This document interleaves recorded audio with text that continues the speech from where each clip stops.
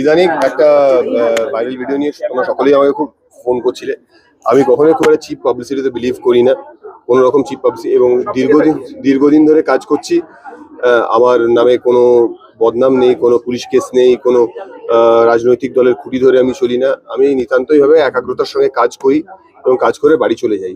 ইদানিং যেটা হয় যে একটু ভালো কাজ করলে পরে, একটু মানুষের প্রিয় হলে পরে, কোথাও একটু পরিচিতি তৈরি হলে পরে, যেমন অনেক মানুষের ভালো লাগে, অনেক মানুষের আশীর্বাদ থাকে, তেমন অনেক মানুষের ঈর্ষা, অনেক মানুষের ক্ষোভের মুখেও পড়তে হয় আমাদেরকে। এবং সেখান থেকেই তৈরি করা এমন একটি এআই ভিডিও, যেটা আপাতত সোশ্যাল মিডিয়ায় মাঝে ঘুরছিল। সেটা নিয়ে প্রচুর কথাবার্তা হয়েছে। সেটা নিয়ে আমি কোনো রকম বক্তব্য রাখিনি এই কারণে, কারণ সাইবার সেলের সঙ্গে আমার কথা হয়েছে, পুলিশ পুরো ব্যাপারটা সম্পূর্ণভাবে দেখছে। ইনফ্যাক্ট ডিসি সাইবার সেলের সঙ্গে আমার খুব ব্যক্তিগত লেভেলে কথা হয়েছে। প্রচুর অ্যাকাউন্টস ব্লক করা হয়ে গেছে ইতিমধ্যেই, এবং যারা এর পারপেট্রেটার্স রয়েছে তাদেরকে ডেফিনেটলি খুব শিগগিরই ধরা হবে। বাট বিয়ন্ড অল দিস, আমি এটাও বলতে চাই যে একজন মানুষ যখন খুব একাগ্রতার সঙ্গে কাজ করছে এবং খুব অনেস্টলি একটা হার্ডওয়ার্ক দিয়ে নিজের একটা জায়গা তৈরি করার চেষ্টা করছে, তখন এরকম ঘটনা প্রচুর ঘটতে থাকে।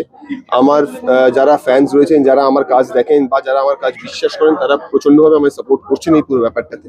এবং এটাই বলতে চাই যে 20 বছর ধরে কিন্তু আমি এমনি কাজ করে আসিনি এই ইন্ডাস্ট্রিতে।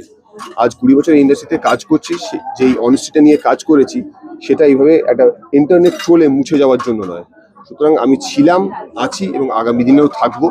এইভাবে আমাকে দমিয়ে রাখতে পারবে না।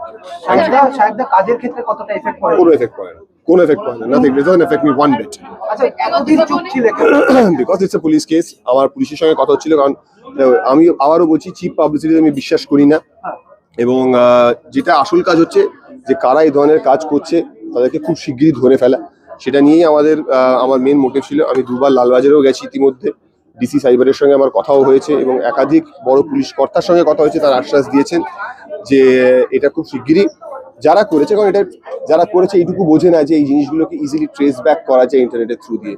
It is very easy to do it and it will be done very soon. That's all. আরেকটা জিনিস, যে লিংকগুলো ডিলিট করে দেওয়া হয়েছে কিন্তু যারা নামিয়ে নিয়েছে তাদের জন্য কি অ্যাকশন হবে?